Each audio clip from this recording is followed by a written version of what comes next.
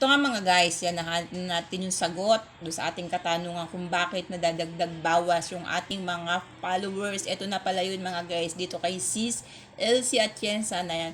Masasagot na yung ating katanungan kung bakit nababawasan yung ating mga followers kasi mismo pala si Facebook na ang nakadedetect ng mga fake account o yung mga dami account na yan. Kaya ito pala isa sa dahilan kaya nababawasan yung ating followers yan. Si mismo si Facebook ang nagre-remove nito sa ating mga net followers. Ayan, ito po yung kanyang paliwanag at panoorin nyo para po maintindihan na natin ang kung bakit nadagdag bawas yung ating mga followers. Ito na po ang paliwanag ni Sis. Kaya pala hindi na umusad-usad yung aking mga followers. At ayun, sa wakas, nahanap ko rin yung tamang sagot.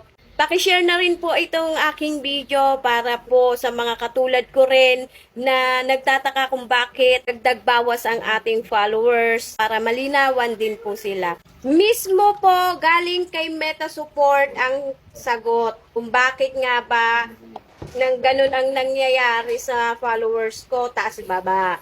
Ito po, ayon po kay Meta Support, sila mismo ang nagre-remove ng mga fake accounts. Opo, yung fake accounts, katulad ng mga dummy accounts, ganyan, sila na mismo pala ang nagre-remove. Opo.